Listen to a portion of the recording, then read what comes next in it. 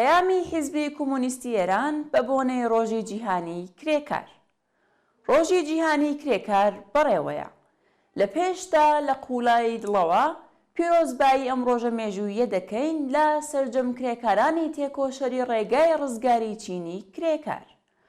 ڕۆژی جیهانی چینی کرێکاری ساڵی 2023 زاینی لە بارودۆخێکدا دێت کە شەڕی وێرانگەری ئۆکراین کە هیچ شتێک نییە بێجگەلا بەرەنگاری یەکتربوونەوەی دوو بلووکی سەرمایەداری ئەمپریالیستی بە قیمەتی کوشتاری سەدان هەزار ئینسان و لە نێوچوونی ژێرخانە ئابوووریەکانی وڵاتێک هەروەها درێژەی هەیە. هەروەها لە بارودۆخێکدا دەچین بە پیری جێژنی جیهانی کرێکارەوە کە 7 مانگ بەسەر بەرپابوونی شۆڕشی ڕزگاری بەخشی ژینە کە پایەکانی ئیستیبدادی ڕژیمی ئیسلامی خستۆتە لەرزە تێدەپەڕێت. شۆڕشێک کە دەستکەوتە مێژوویەکانی کۆمەڵگای ئێرانی هەنگاوێکی گەورە بەرەو پێش بردووە. پیادەکردنی ئازاییانە و بەکردەوەی ئازادی پۆشین لەلایەن ژنان و خۆڕاگری سەرسەختانەیان لە بەرامبەر سیاسەتە بێئاکام و وەحشیانەکانی کۆماری ئیسلامیدا لەو دەستکەوتە حاشا هەڵنەگرانەی تا ئێستای ئەم شۆڕشن. لە عینی حاڵدا لە بارودۆخێکدا کە هاوسەنگی هێز بە قازانجی بەرەی شۆڕش گۆڕانێکی بەرچاوی بەخۆیەوە بینیوە، شاهیدی گەشە و پەرەئەستاندنی بزوتنەوەی متالباتی کرێکاران، مامۆستایان، ژنان، خانەنشینان و هێرشبەرانەتربوونی داخوازیەکانیانین کە مانگرتنی شکۆداری ئێستای کرێکارانی 43 یەکەی نەوت و پێترۆشیمی یەکێک لا درەوشاوەترینیانە. بەڵام چینی کرێکاری ئێران لە باری بەڕێوچوون و بەهرەمەند بوون لە لانی کەمی خزمەتگوزاری کۆمەڵایەتیەوە یەکێک لا دژوارترین دەورانی حیاتی خۆی بەسەر دەبات. بێکارسازی بەرین، نەبوونی ئیمنی پیشەیی، قەراردادی سپی ئیمزا، هەڵدەستی چەند قات لە ژێر هێڵی هەژاریدا، نەبوونی ڕێکخرا و تەشەکولی سەربەخۆی کرێکاری، قەدەغەبوونی مافی خۆپیشاندان، تەحەسن و کۆبوونەوەی کرێکاران، بێبەشبوون لە هەبوونی مەسکەنی گونجاو بە شێوەیەک کە بەشێکی زۆر لە داهاتی کەمی کرێکاران سەرفی کرێماڵ دەکرێت، لە زومرەی بارودۆخێکە کە سەرمایەداران و ڕژیمی ئیسلامی بەسەر کرێکارانیاندا سەپاندووە. چینی کرێکاری ئێران بێجگەلا ئیستیبدادی هاری دینی بەرەو ڕووی ئاستەنگی گەورەی هەژاریش بۆتەوە. تەشەکول و درێژەی خەباتی چینی کرێکار لە گرەوی خەبات لە دژی ئەم هەژاریە وێرانگەرەدایە. لەمڕووەوە بە دفاعی هەملایەنە لە زیادکرانی 79% لانی کەمی هەقدەست و بانگهێشت بۆ دروستکردنی سندوقی سەربەخۆی هەمیاری کرێکاری دەبێ بچینە شەڕی ئەم کارە ساتە. لەسەر ئەم بەستێنە دەبێ بزوتنەوەی متالباتی بە دروشمەکانی نان کار ئازادی و نان مەسکەن ئازادی بە شۆڕشی ژینایەوە گرێ بدەن. هەژاری کرێکاران بۆ سەرمایەداران و دەوڵەتەکانیان هەم قازانجی سیاسی و هەم ئابووری هەیە. ئەم قازانجا بۆ دەوڵەتی کۆنەپەرستی ئیسلامی و بۆ بورژوازی داما و زێدەخوازی ئێران چەند بەرابەرە.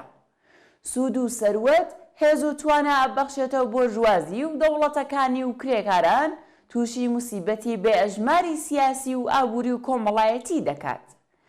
هەژاری و چەوساندنەوەی زۆر و داسەپاو بەسەر بنەماڵە کرێکارەکاندا دەبێتە هۆی ئەوەی ئەندامانیان بەردەوام لە ژێر گوشاری ڕۆحیدا بن.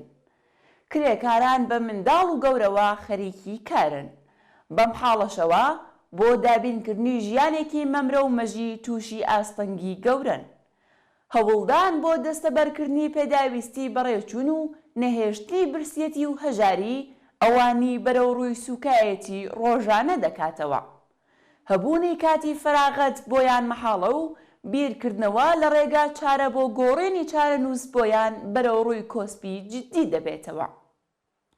سەقامگیری بنەماڵەیی و تەنانەت تاکە کەسیشیان لە مەترسی بەردەوامدایە.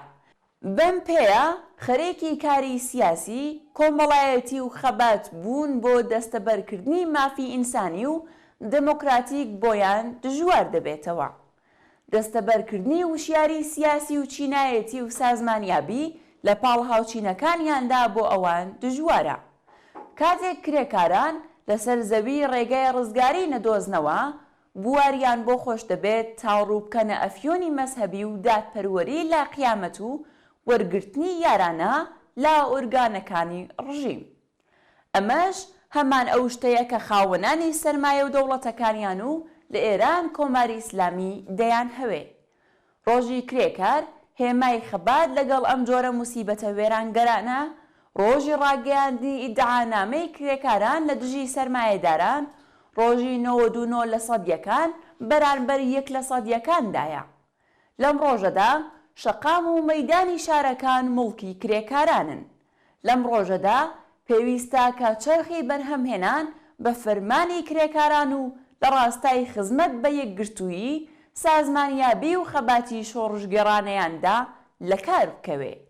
لەم ڕۆژەدا بە حکمی کۆمەڵ دەبێ نەسیمی هیوا بە ڕزگاربوونی بەشەریەت لا وەحشیگەری و بەڕبەڕیەتی نظامی سەرمایەداری لە شوێنی کار و ژیانی خۆیان هەست پێ بکەن.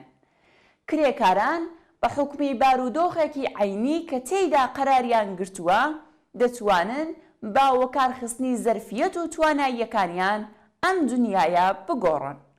دەتوانن نیزامێک بنیاد بنێن کە تێیدا هەمووان ئازاد بن، هەمووان یەکسان بن، کرێکاری مزدبگیر بکاتە ئاستی خاوەنکارەکەی، گەشە و بوژاندنەوەی ئابووری ببێتە زۆری بەرهەمهێنان و سرجەم پێداویستیەکانی ژیان دابین بکات و ڕفاه جێگای کەم و کورتی و بێبەشی بگرێتەوە.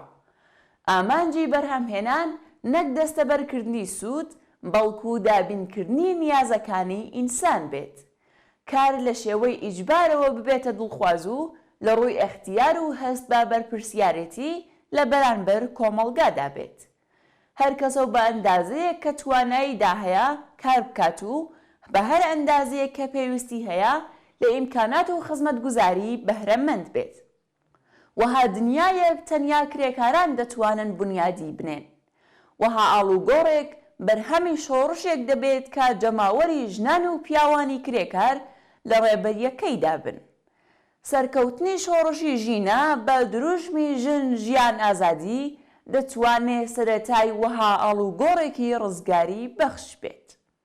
بژی 1 مانگی مەی ڕۆژی جیهانی یەکگرتووی چینی کرێکار. حیزبی کۆمۆنیستی ئێران 4 مانگی گوڵانی 1402 24 ئاوریلی 2023